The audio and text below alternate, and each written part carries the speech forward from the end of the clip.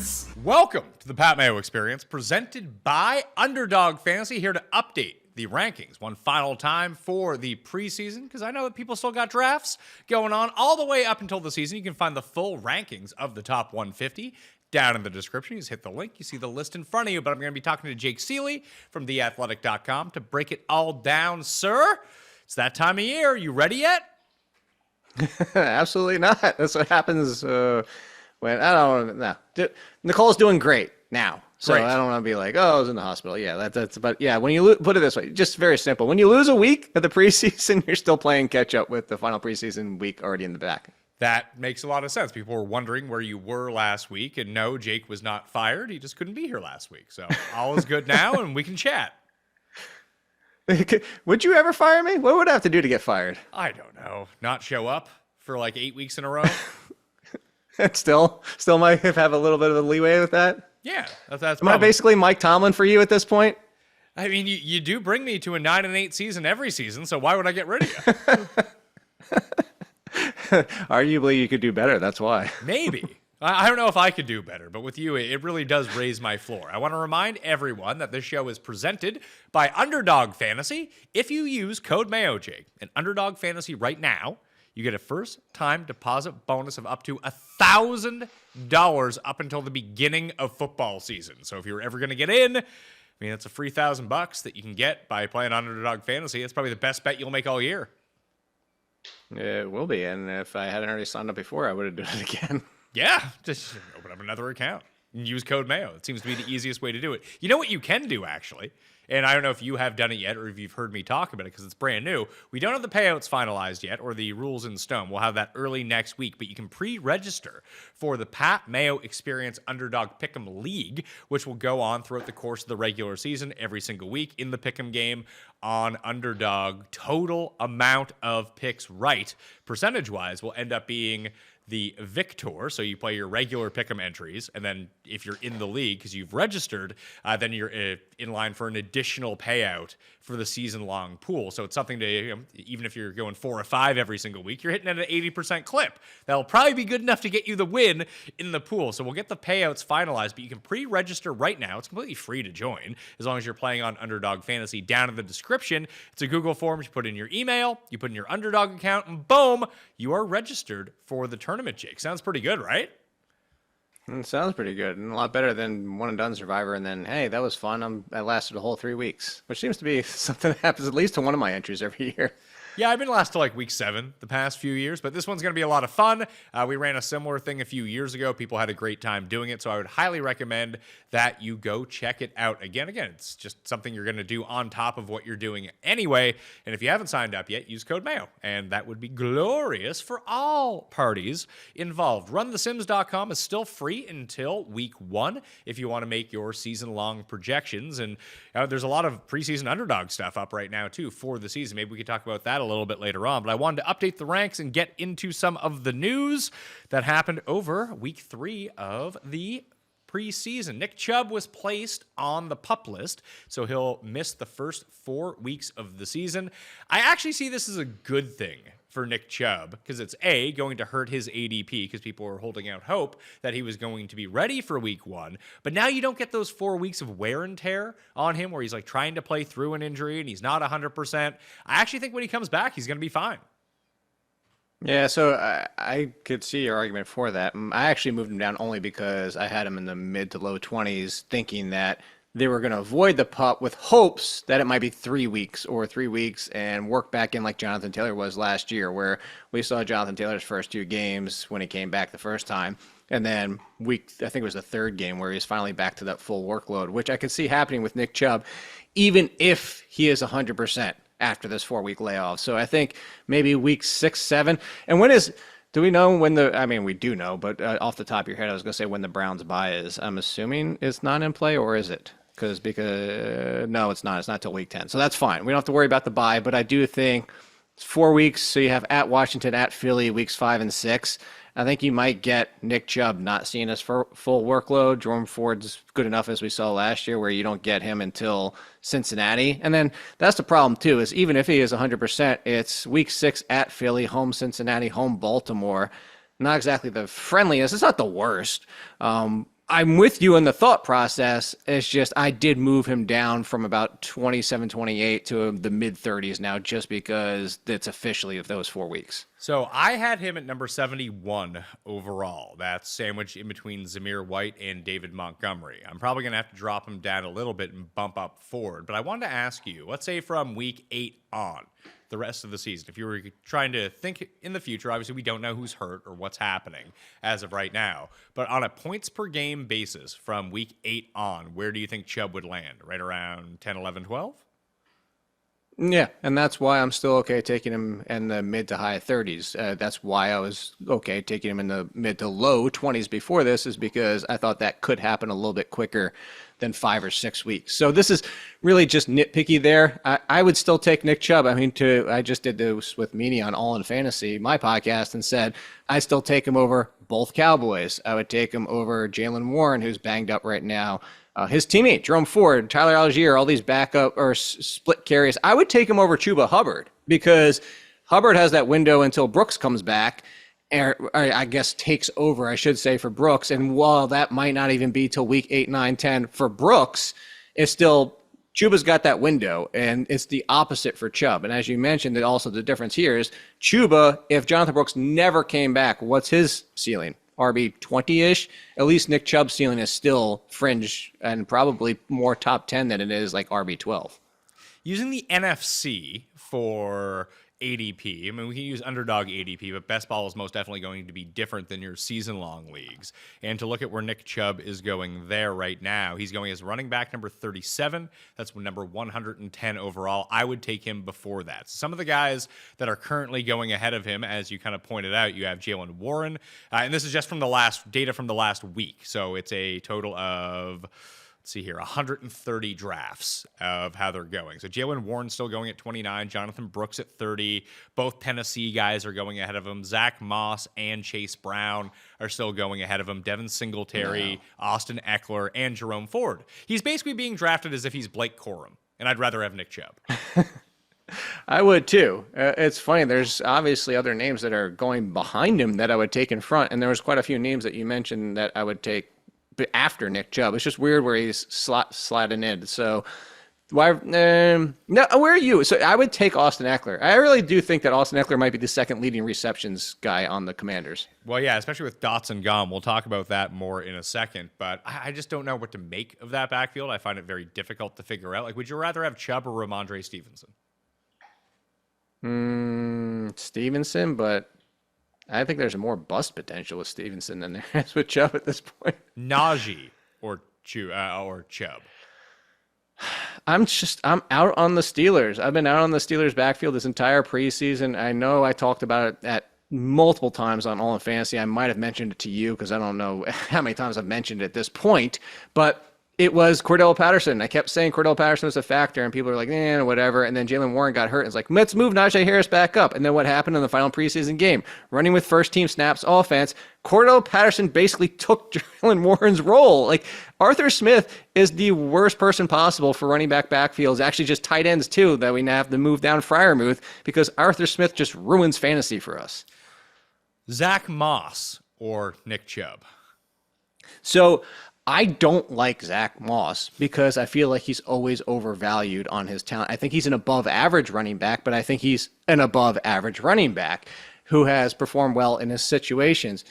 Talked to Jay Morrison on SiriusXM, and he said it's Zach Moss's job. Like, there's too much hype on Chase Brown, and that Chase Brown has been working on a lot of things, but so has Zach Moss and Chase Brown from everything he's watching with the Bengals. And of course, this is Jay Morrison. There's other people who have echoed it. We always want to see multiple beat reporters saying the same thing.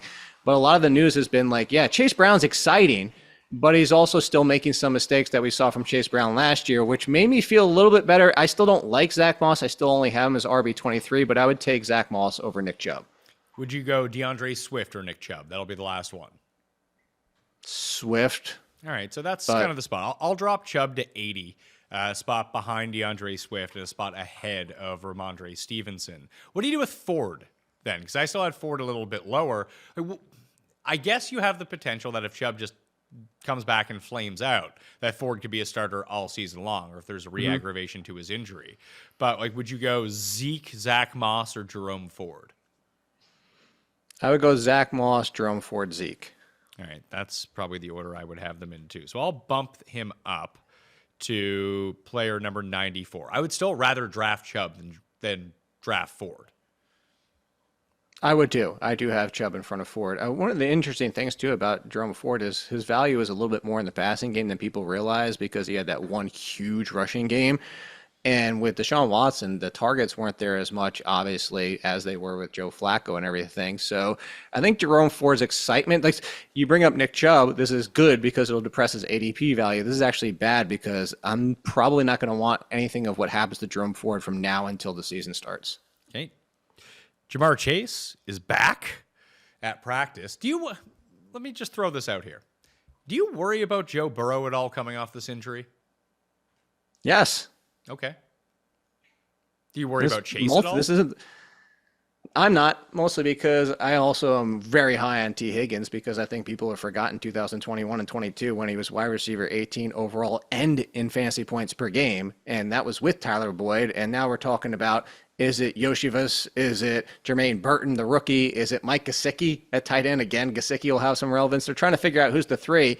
When you had the thorn in the side, Tyler Boyd, and he was still wide receiver 18, and Jamar Chase was still a top 5 wide receiver, and now you have a giant question mark of who number 3 is, and people are hesitant on Higgins, but also a little hesitant on Chase because of this contract situation. That was actually one of the things Morrison said too, is that Jamar Chase, there hasn't been a word. Like usually his camp is very vocal when it comes to important things, and they've been dead silent about this contract thing, which told him, and as we're seeing, is that it was kind of a non-issue. Yeah, he wants a new contract, but it's not going to be an issue like it is for Lamb and Ayuk right now. So I'm not worried outside of the fact of I think Joe Burrow is a risk. I would take Kyler Murray before I take Joe Burrow, and Kyler Murray is an injury risk. I think I would take C.J. Stroud. I have Jaden Daniels in front of Joe Burrow for the upside of Daniels. We've talked about that on this show. So I do have some concerns about Burrow, but it doesn't reflect in Chase or Higgins because I'm not going to go that deep with it where it's like, oh, Burrow might miss time, so let me move down Chase. Or we saw Jake Browning do fine in the replacement of that. This offense just works so well that I'm not going to knock him down too far. If you want to nitpick and say Chase versus St. Brown, I'd be like, okay, fine, but I would still take Chase. I have St. Brown one spot higher. And I don't have a problem with that. St. Brown, it was funny. I think it was with Meany on the Sirius XM show. We were talking about 100-yard games last year because somebody had a 100-yard bonus. And we're talking about the difference between like Lamb, Jefferson, Chase. And St. Brown was actually up there ahead. I think he was in front of Chase last year in 100-yard games. I think a lot of people don't realize how many 100-yard games he had. How many do you have? I think it was 9 or 10. Here, I'll just pull it up. I just happened to have the page up because I was looking at something else earlier. 1, 2, 3, 4, 5, 6, 7, 8, 9. Yep, 10. It's a lot. It is, especially for somebody that people just would think is just volume-based on a reception side of things. I mean, I think those two things do go hand in hand. I don't think you'll ever see St. Brown lead the league in ADOT, but I don't think that he runs near the line of scrimmage as much as some people try to popularize. Exactly. I think a lot of people, if you told them that they had 1,500 yards last year, would guess the under. I would agree. Now, I would probably throw out that I think that if one of those guys was to finish as the number 1 receiver, it would probably be Chase. But if you're going to have like the percentage-wise floor of coming inside the top 5, St. Brown would probably be the answer. Yes. It's nice both sides of it for me. Yeah. So you don't worry about Chase. With Joe Burrow and me in the rankings right now, I have him as this like mega tier of the next end of quarterback. So for me, it goes Dak, Stroud, Daniels, Love, Burrow, Caleb Williams, Brock Purdy. That's like that mini tier for me. Ooh, I'm a little different than you. Okay, that's good. Yeah, I'm not. No, I was gonna say. So I have a tier with Richardson, Love, Stroud, Murray, Daniels, and then Burrow's in the tier with Dak, Purdy, Caleb Williams, Jared Goff, Kirk Cousins, Trevor Lawrence, and Tua for me. Okay. Should I be docking Anthony Richardson here? It just seems like a lot of Anthony Richardson negativity coming out of the past 2 weeks. Because of his passing. That was part of the concern of Anthony Richardson coming out of college. But how many times do we talk about this in fantasy? Is that I don't care if you're a middle-of-the-road passer. I keep bringing up Daniel Jones all the time. Daniel Jones was a top 12, almost top 10 quarterback in every single format, throwing 3,200 yards and 15 touchdowns. Not even a touchdown per game. But because he ran for 700 yards and 7 touchdowns that year, he was a top 10 quarterback almost. He was basically QB 11 in most formats. Anthony Richardson has 1,000-yard rushing potential. The only reason, when you say docking Richardson, the only reason I'm quote-unquote docking Richardson is I just think that gap, as I just mentioned, is a 4-quarterback gap from Richardson to Daniels, where most people have Richardson even pushing the top 4 ahead of Mahomes or maybe even close to Lamar Jackson, and Daniels all the way down by like that Brock Purdy, Jared Goff, QB 14 range. I just see them as very similar. And honestly, yes, he's a rookie. He could fail in the NFL and struggle. But if you told me pure passing ability, I'm taking Jaden Daniels over Anthony Richardson. Really? So I had Richardson on a tier. Passer. As a passer, sure. But I mean, as a fantasy prospect, I wouldn't worry too much about this. Like you said, like I think I'm going to keep him where I have Mahomes because we know that he's going to run. We've already seen albeit a very small sample of the sort of upside that he can produce without basically doing anything in the passing game. And I think we just have to use Justin Fields as the blueprint for this. No one would call him a great passer. Fantastic fantasy contributor. If he started for the Steelers, and we just knew that we were getting 17 games locked and loaded from Justin Fields right now, would he be inside your top 10? Absolutely. Me too. Not even a second thought. Do you think he could still win that job? He was. He was QB, 5 that year and didn't even play the full season. Yeah. So I'll keep Richardson up with Mahomes in that little tier and the rest of the guys a little bit afterwards. But I think I'm going to be targeting that tier. I've just really come around to Caleb Williams more and more. Not so much that I think he's going to be like an amazing player. Maybe he will be. But with his weapons, I think he can be mediocre through the air and they can do a lot of the hard work for him. I just keep looking back at it. I think he's going to run a lot more than people think. See, and that's my concern is I'm not sure that he does. Yeah, but I think that's baked into it, though, of where he's going. He's not going as high as these guys. And I don't expect him to run like Jaden Daniels, but if he can get to like 400 yards rushing or call his own number from time to time, I think that's more than good enough to bump him up the list. So that's why I have him as a fringe QB1. And I just worry that the ceiling is not much higher than that because for everybody that wants to say, okay, he could be Patrick Mahomes and these throws that he's making off balance or at the wrong side, like this is the Patrick Mahomes ceiling. Yeah, there's a lot of Patrick Mahomes similarities, not just of what his ceiling is, but the rushing. And I agree. Like I actually said that for the draft recap is that I could see him running for 250 to 350, 2 or 3 touchdowns, which is Patrick Mahomes. It's enough to keep him in that quarterback 1 tier, but it's not enough to push him up to this level because I don't think he's going to run for 6, 7, 800. His athleticism's there. His ability is there, but if you watch him in college, and he could change in the NFL, but Caleb Williams is more likely to push and push and push, to wait and make a throw sometimes to his own unfortunate situation in college this past season. He kind of played hero ball too much and threw some interceptions because he waits instead of taking a running lane that might be there for him. I think he had that ability to wait in college. When you have faster defenders coming at you, you just can't necessarily buy that much time and you might just have to take off. And I hope that's the case for the rushing upside. Passion, drive, patience. The formula for winning championships is also what keeps your ride or die alive. eBay Motors has everything you need to maintain your vehicle and level it up to peak performance. Superchargers, exhaust kits, LED headlights, and more. Whether you're into speed, power, or style, eBay Motors has you covered. With over 122 million parts for your number one ride or die, you'll always find exactly what you're looking for. And with eBay Guaranteed Fit, your part is guaranteed to fit your ride every time or your money back. Because with eBay Motors, you're burning rubber, not cash. With all the parts you need at the prices you want. It's easy to make your car the MVP and bring home huge wins. Keep your ride or die alive at ebaymotors.com. Eligible items only, exclusions apply. Everyone who tunes into the Pat Mayo Experience knows from time to time I like to talk to you about some health supplements that I end up taking, and I've been doing Timeline's Mito Pure now for about a month. Feel great. And I think you can too. Take 2 soft gels a day for 2 months, and you can see significant improvements in your cellular energy, your muscle strength, and your endurance. That was the big thing. I've been golfing more this summer and lifting less. Yet when I go back to the gym for my once a week, like max lift, I am not really atrophying that much. I'm not losing a ton of muscle, which is absolutely fantastic news for me and my golf game, because if you work out too much, then you get too sore, you get too stiff, you need to retain that flexibility. I'm retaining my muscle mass at the same time, although I'm not working out as much. And it comes in 2 product designs to fit your needs. They're berry powder, which is great to mix into your breakfast yogurt or daily smoothie. That's how I've been doing it. I've been eating some strawberries, raspberries, blackberries with a little bit of yogurt, a little bit of protein powder, then boom, Timeline's Mito Pure right on top of that. Or they have soft gels for the days where you're just on the run and wanted something convenient to grab and go. So Timeline is offering 10% off your first order of Mito Pure right now. So go to timeline.com/Mayo to get that 10% off. All right? Kansas City is expected to sign Juju Smith-Schuster for depth on their roster. But we've talked about Rashee Rice now for, 5 months and what's going to happen to him.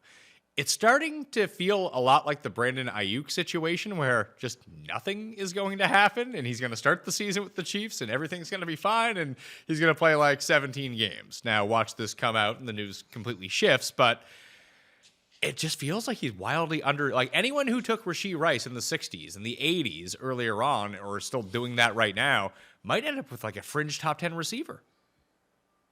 Yeah, and that's the thing is the longer we wait, the longer, the reports are like, well, it's not going to get kicked back court-wise until late this season. And then a lot of times that means it gets pushed back past then. Same thing with, who was the other wide receiver that just had the accident or like the DUI or something Addison? like that? Oh, Jordan Addison. Yeah. Yeah, same thing. And a lot of this has to do with not just the NFL system, but the legal system as a whole. Sometimes these things get pushed back and you can ask for continuances, blah, blah, blah. I'm not a legal expert, but I'm with you in the fact that the further we get out from the situation, which we are extremely far out now onto the point where the season's here, Rashee Rice probably playing the entire year. I wouldn't put him inside the top 20 only because there's that sliver of concern for me where what if they pull this and then all of a sudden it's the Zeke suspension and it happens in the middle or at the end of the season, which again, completely different scenario.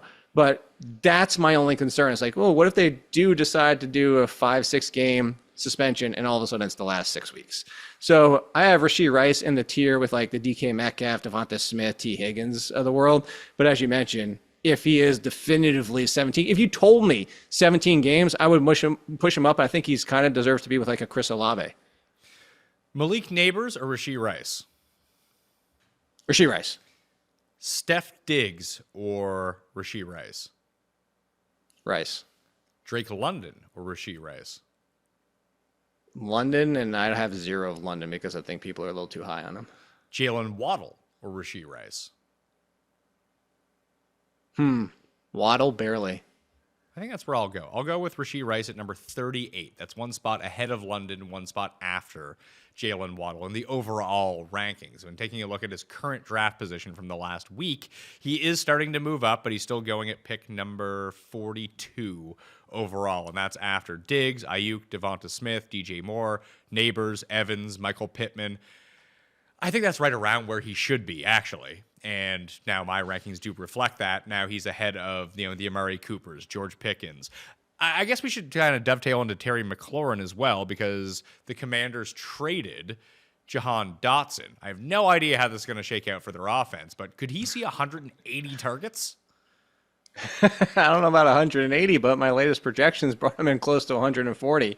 And that's why I have Terry McLaurin as a inside of wide receiver 2 range. And honestly, that might be low. The real concern here is that, again, Jaden Daniels is a passer, whether or not I believe, which I do, that he's a better passer inherently than Anthony Richardson. There's still concerns of his passing game translates immediately to the NFL. There's been some talk and concerns this preseason that he's missing some throws, and they might just run more with Brian Robinson, Austin Eckler at the backfield with the dump offs, which of course still helps Daniels, but it doesn't help him from the high yardage perspective. That could be a concern. And now who is the number 2? I think it is Diami Brown. But whether it's Diami Brown and a mix of Luke McCaffrey and Jamison Crowder and Zacchaeus and Zach Ertz and Ben Sinnott, the rookie tight end, like it's just a hodgepodge of people where the real answer is just it's Terry McLaurin and a similar target share volume that Deontay Johnson's going to take. And if it's Deontay Johnson versus Terry McLaurin and Jaden Daniels versus Bryce Young, I'm taking Terry McLaurin. I think 24 where I have him, I want to push him higher. It's just in front of McLaurin is Higgins and Devontae Smith and Rashee Rice and Waddle and DJ Moore. And it's like, I can't. But could I see him finishing inside the top 20? Absolutely. I think that he's going at a pretty reasonable price still. He's still at pick number 51 overall. I have him ranked currently. Again, you can check the updated rankings down in the description. Click on the list. I have him at number 50. I guess the choice for me became between who would I want to draft, George Pickens or Terry McLaurin. And I'm still... You sell me. You would rather have McLaurin? Yep. And I love Pickens and his talent, but I'm taking McLaurin. Because the volume. I guess Pickens should see high volume, but I think there's more options to go around with Russell Wilson. And again, what if it turns into Justin Fields, which I think would be worse than Jaden Daniels. But all that being said, I think there's a little bit more volume for McLaurin than there is for Pickens. And I think they're very equitable potentially on their production on a per target basis. What does this do for Dotson? Because obviously no one has seen really more as an opposition head coach than Sirianni has of Dotson the past 2 years, being in division. That's where he goes. There's two amazing options around him. You still have Dallas Goedert. You have Barkley out of the backfield. We haven't necessarily seen a wide receiver 3 be supported in the Jalen Hurts and Philly offense, but with Kellen Moore there now, maybe we do see more wide receiver 3 sets, and it seems like he's going to step into there pretty easily. He will, but it's still no interest to me, and that's somebody who loves Jahan Dotson, the talent, unless something happens to Devontae Smith or A.J. Brown. I think this actually, the only thing it did for me is put a little bit of a wet blanket on Dallas Goedert, because Kellen Moore coming in with more pre-snap motion, one of the higher rates, actually helps receivers and tight ends a lot. This is why I think Devontae Smith could actually challenge A.J. Brown in points per game, could get pretty close this year, like we saw for that brief stretch the second half of the Devontae Smith's rookie season. But that being said, I was like, ooh, Dallas Goedert could be a 3. And a 3 on most teams, 90-plus targets. Dallas Goedert ends up becoming a top 12 tight end. He's back in the discussion. But I think Dotson running 3 wide receiver sets is just going to take a little bit of that away from Goedert, which pushes Goedert down back to tight end 15, 14 range. Still okay. Just not as excited as I was for the fact that Goedert could bounce back. So Dotson as a draftable piece of his own? No, because the best case scenario I bring up the Bengals, you bring it up too, is like Tyler Boyd. What, wide receiver 40 on a full healthy season in his best season on the Bengals with everybody being healthy? I think that's the best you could possibly hope for Dotson on this team. So let's pour one out for Dotson, unfortunately. All right. Well, there goes your guy. Sorry about that. I know. It's painful. Jacoby Brissett sustained a shoulder injury in the final preseason game, but they said that he could have come back. It was the preseason. Let's not worry about that. Drake Maye comes in. Actually looks pretty good in relief. We still don't know who the starter is going to be week 1. Kind of think it's going to be Drake Maye. I think the door should be open, like it always should have been. You remember a month and a half ago, it was like, oh, it's Jacoby Brissett starting week 1. No question about it. Like, how do you draft somebody at number 3 and not at least leave the door open? I think if Drake Maye shows any potential chance of being ready to start and not have to sit in the NFL, it should be him week 1. I do think because of the Patriots and coming from the school that they're coming from, and the coaching staff under Parcells, I think it actually still might be Brissett, but I don't think it'll be very long.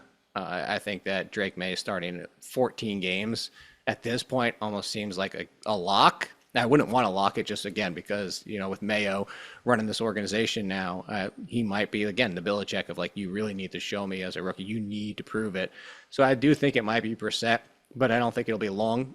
Honestly, though, doesn't even really matter for me. I really want nothing to do with the Patriots offense outside of maybe a Stevenson share just because he's not going too expensive to be a nice RB2. Maybe Hunter Henry at tight end, but I think the wide receiver room is going to be a mess the entire year. So you're not taking a flyer on Jalen Polk?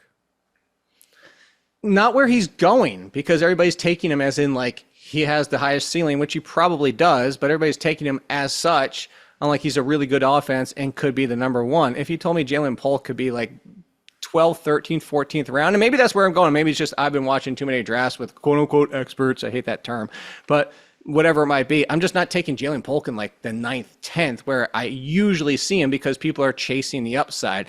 I just think Demario Douglas is going to be out there at least in 3 wide all the time. Kendrick Bourne, they keep talking up when he's healthy, which might only be 4 games, sure, but you still have Tyquan Thornton is all of a sudden like going from being cut to now as a starting 1 and 2. And I'm not saying I want to go get Thornton, but there's just pieces everywhere, and I'm just kind of staying away from all of it.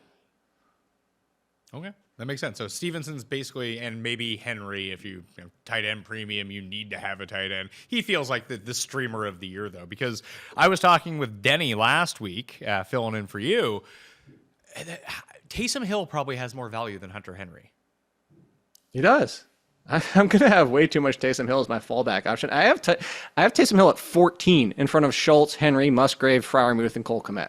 I have him higher than all those guys, too. There's a chance he's better than Goddard, better than Njoku. You're not wrong there. I always worry about Njoku. I'm glad I jumped on the train when Flacco came in last year because it was very clear that all that talent could be put to good use. He doesn't seem to have any chemistry with Deshaun Watson. Deshaun Watson just doesn't look his way. I mean, you can make the same argument in a different way, or I should say in a different team and different style, but the same thing. Cade Otton is running routes with the first team with the starters, Baker Mayfield, more than almost any tight end this preseason. But Baker Mayfield just doesn't use them. It's the Jahan Dotson with Sam Howell argument.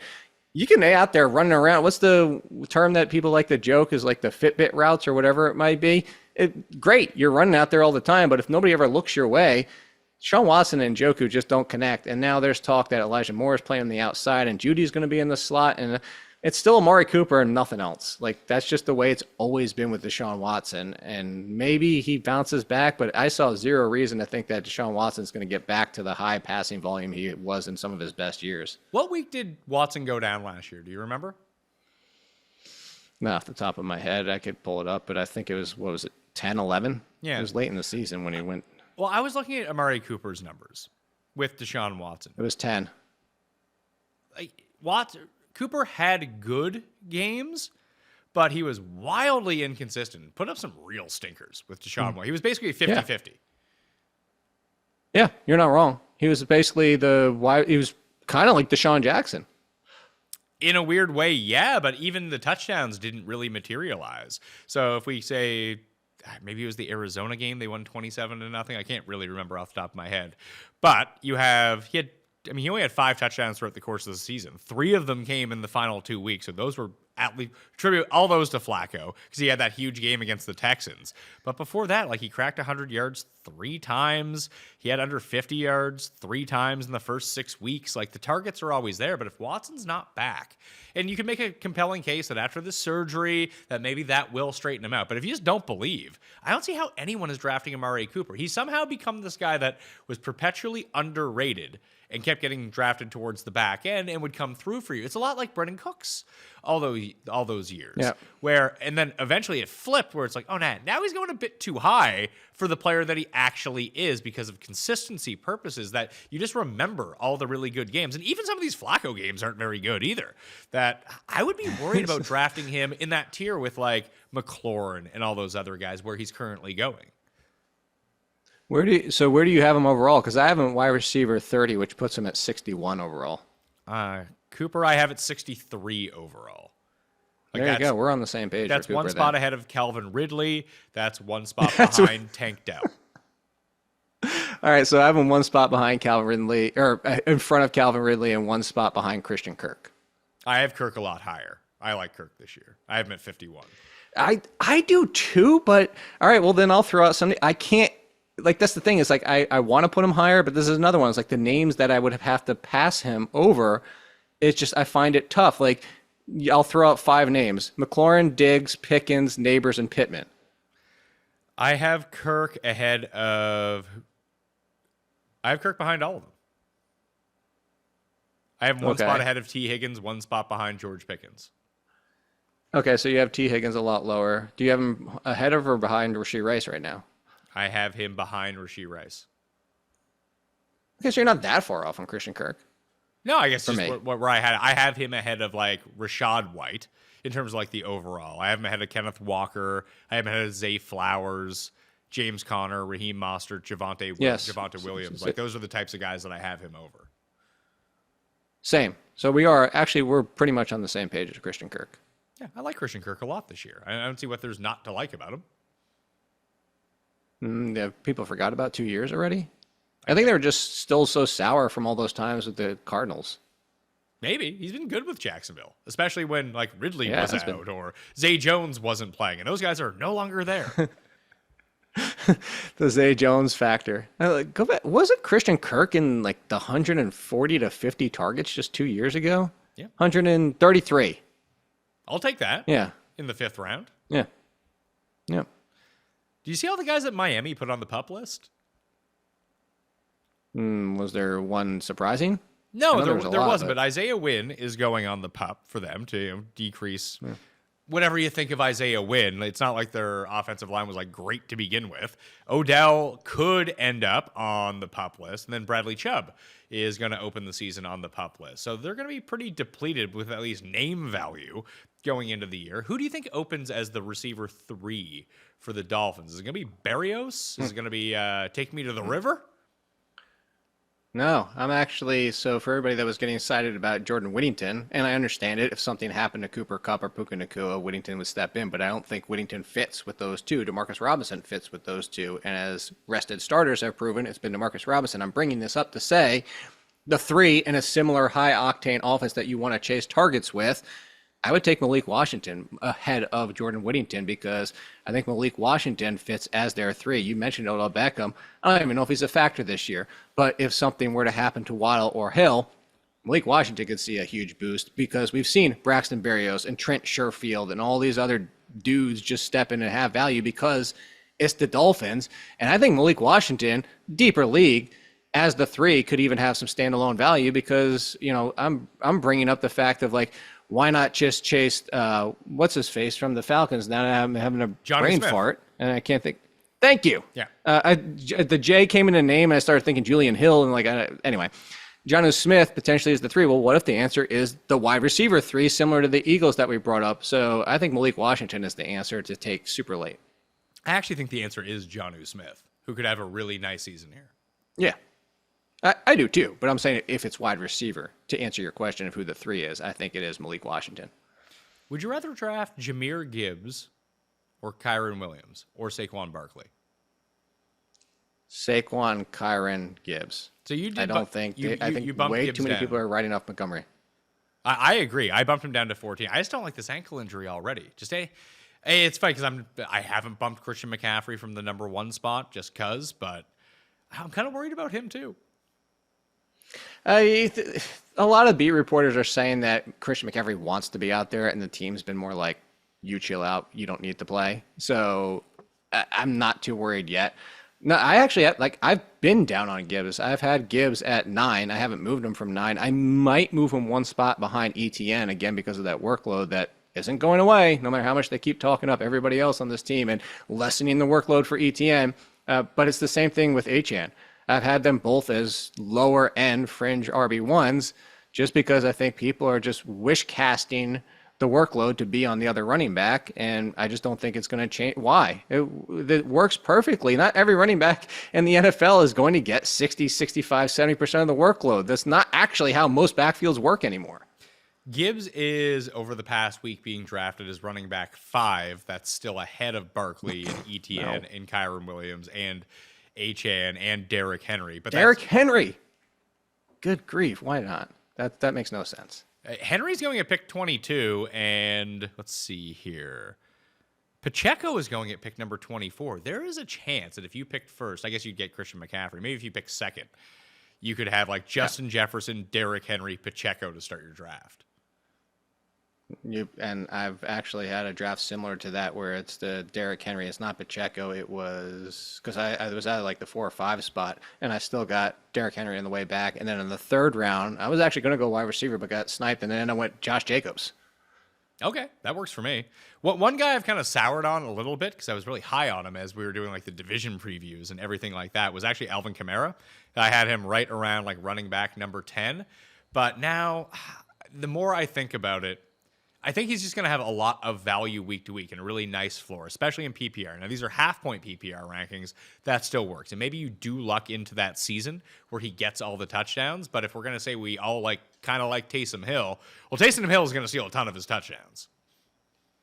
I don't think it's going to be a ton. I don't think it'll be enough. But outside of the two, you would call them anomalous, if that's the right term to use, anomaly type seasons for Alvin Kamara on the touchdown rate. That's never been his supreme value anyway. I've held firm with him as RB14 and half-point PPR because I still think the volume is going to be there in the passing game and week in and week out. Do I think he runs for 1,000 yards? No. But do I think he totals 1,500 and 5, 6, 7 touchdowns? Sure, which puts him in as what? RB14. You know whose numbers were very similar to that last year? His RB11 was James Cook. Alvin Kamara is just James Cook at this point. I have James Cook way higher. I think that James Cook is probably the best guy you can draft in fantasy this year.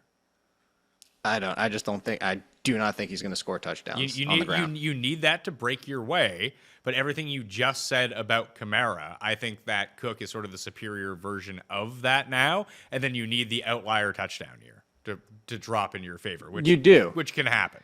But the floor is there, and then the touchdowns are upside. Sure. But I'm legit concerned. And maybe I'm valuing Josh Allen taking too many away, and I don't think he's only going to score 2, that being James Cook this year. But 4 on the ground, maybe 5. And I do think, we continue to see Ray Davis and Ty Johnson, and maybe it's just preseason keeping James Cook healthy. But it's the Bills. The Bills continue to go down this path of, it seems to have been Brian Daboll that wanted to use Singletary as the bell cow and wants to treat running backs with a heavy workload.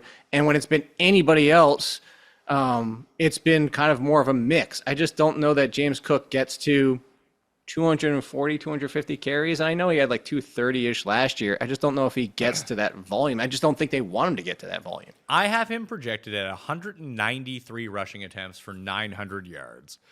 46 catches. What do you have in the receiving?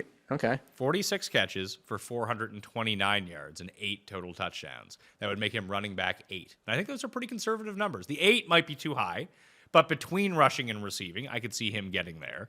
And if he does have one of those fluke years where he scores a bunch of touchdowns, that could be 12 all of a sudden. Now you're looking at a top 5 guy. He's not being drafted for where the upside, I think, truly lies with him. He's being drafted as running back number 14, pick number 43. He's behind Josh Jacobs and Rashad White and Isaiah Pacheco. Pacheco, listen, I think is going to be very good, so I don't really want to besmirch that. But I mean, what's the difference between Rashad White and James Cook? James Cook is better.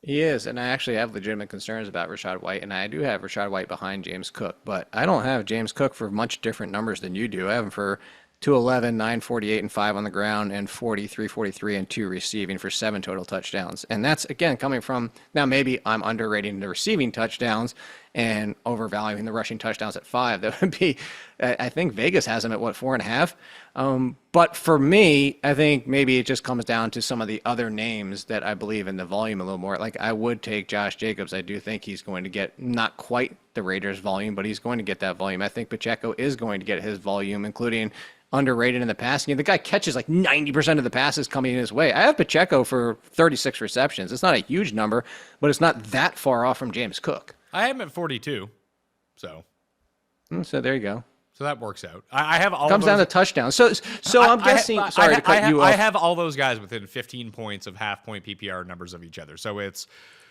Kyron, Gibbs, Barkley, Cook, Josh Jacobs, ETN, Derrick Henry, and Pacheco are all within 20 points. So that's a margin of error of a few touchdowns either way. But Cook is the one that kind of stands out to me as, especially in terms of ADP. He's just going way after all those guys.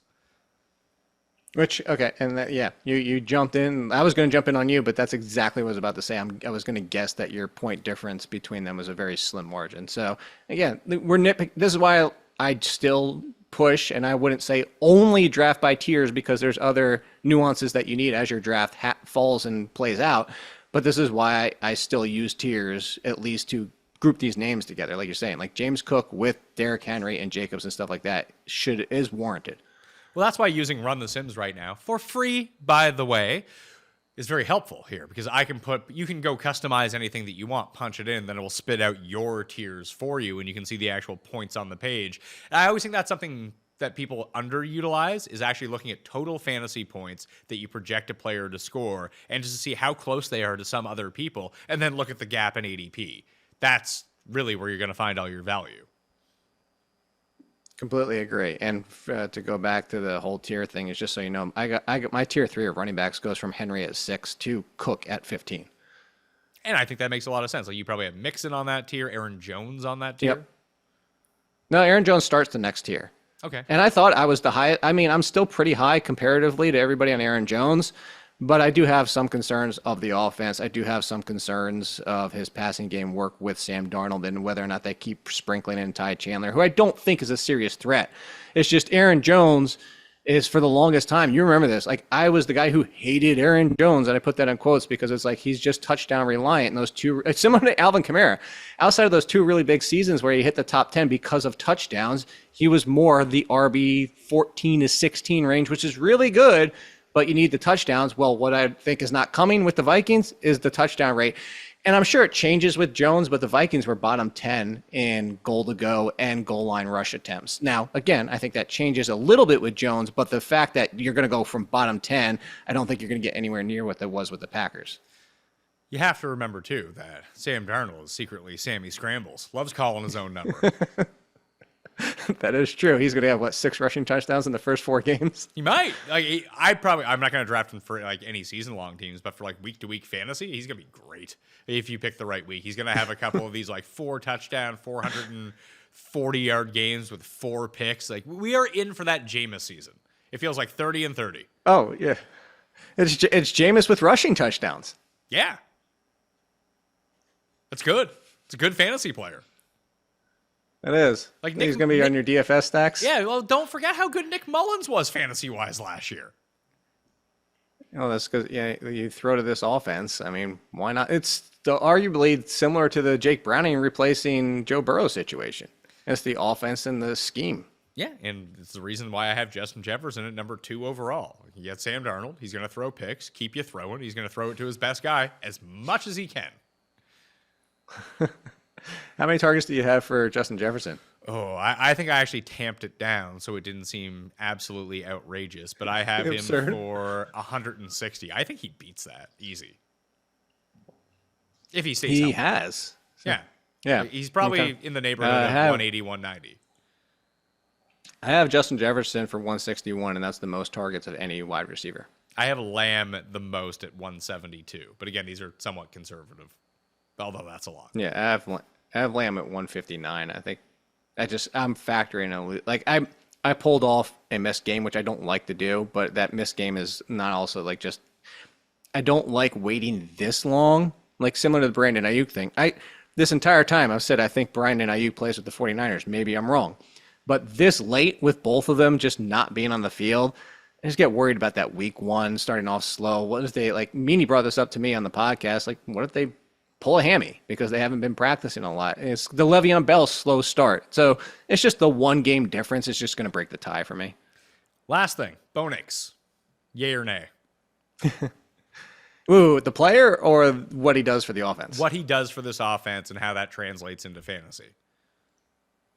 So yay as a whole, because if Zach Wilson or Jarrett Stidham was the starting quarterback, God help you, Broncos fans. Like that, like if he couldn't beat those 2 dudes out, this would have been as bad as it could get. It's yay-ish. So I brought this up on the All in Fantasy Football podcast and said the same thing. It's like, it's Sean Payton. Michael Thomas, when he was drafted, going to Drew Brees and Sean Payton, I said, is probably one of the best fits you've ever seen. I think I said that to you. That's how far back you and I go. The issue with that is, what do we know about Drew Brees? He's never a huge A-dot, big, huge plays downfield. He can throw the deep ball, but there's some similarities with Bo Nix. Actually, the funny thing was, speaking of the team that he went to, my pre-draft comp, and I put that in quotes, of Bo Nix was the best and worst of Russell Wilson. And then that's who he's replacing. Like, there's some deep plays, but more you're going to see hitting the intermediate field, those kind of throws, even some more check downs because you're in the Sean Payton offense, which means you need guys after the catch. Cortland Sutton, possibly a little bit of a downgrade with Bo Nix from Russell Wilson because of the touchdowns and the big plays coming down. And you need guys after the catch, which, that would have been fun for Troy Franklin, who sounds like he's buried at 5th or 6th on the depth chart. And it's cool. It's a fun story. I'm excited for Tim Patrick because I just feel good for him. But you look up and down this roster, Josh Reynolds always seemed to have value with the Lions, and I think he could be sneaky here. But there's Marvin Mims, big play, kind of more of a chain mover, like he doesn't separate very well. There's not a lot of fit for the Sean Payton offense yet. I think that's more in development for next year. So it's a yay, but I don't think there's a real yay answer outside of if Javonte Williams is healthy and Javonte Williams gets 50-plus receptions, Javonte Williams might be a really good value at running back. I would tend to agree. I think he is the biggest benefactor here, unless it's McLauren, who people still seem to really love. I think it could be both of them. Let's not forget, that's what Sean Payton can do. It's true. All right, that will do it on the Pat Mayo Experience. You're all caught up on everything you need to know before the start of the season, so you can get to your drafts right now. The rankings are down in the description, completely free. They're in the Mayo Media newsletter, which is also free to subscribe to. And Jake, we got to figure out what we're doing this year and when we're doing a show for the football season. Yes. And I think I might have the answer for you. It might have to be more stuff kind of like this. I think that might be because I don't know if I'm going to do rankings week to week. I kind of bullied into preseason rankings. I just don't know if that's going to be there for me. I might do week 1 and just call it a day. We'll go through that. But I think that, trying to do some recaps, injury updates, and just have a quick talk about the NFL to get everyone ready for the week. I think that might be the move. I think that might be the more interesting move instead of nitpicking he's 30 and 37. Yeah, we've been doing that for 10 years. It's always, you got to spice up a relationship, Jake. Is that what it is? Hey, don't bring any toys into this, Pat. Yeah, we might have to. We might get you on the air fryer show with Cust on Sunday nights. Bring that segment over. We have to come up with a new segment. It's just a toaster oven. It's just a toaster oven. They've been around for decades. Yeah, but they're bigger. That's what I like about them. Okay. I can cook fries in them. You never cook fries in a toaster oven. True. You could, but you just never would think of it. And it's like the first thing you think of when you think of air fryer. They still don't come out that great. They do. I find that they do. But maybe you're just bad at air frying. Who knows? Are you going to join this pick and pool? Could be. Yes. Yeah, it's down in the description. It's completely free to play, and there's going to be payouts. So if you're playing anyway, you may as well go do it. So keep up to date. When everyone puts in their email, I'll email it out to what the rules are, the minimums every single week in terms of the amount of picks you can make. But I mean, hell, I'm pretty sure that if you play a $1, it'll probably end up being 5 pick'em picks per week. But you could play $1, $5 entry, and another $1 entry with 5 picks, and then it's $2 a week or something. You win I don't know, whatever the payouts are going to be. I hope they're pretty good. They're probably going to be pretty good, I bet. It's always pretty good. Hopefully 5 figures for the winner. For a free contest you can join down in the description right now. I was kind of thinking about that, so yeah, I think 5 figures would be very nice for free. For free. Code entry. Mayo at Underdog Fantasy. Get you that deposit bonus of up to $1,000 if you're not on Underdog right now. So go do that. Run the Sims is free. The rankings are down in the description. And we'll be back basically every single day for the next 6 months. So strap yourself in, Jake. I'm Pat Mayo. Thank you for watching. I'll see you next time. Pat Mayo Experience! Experience!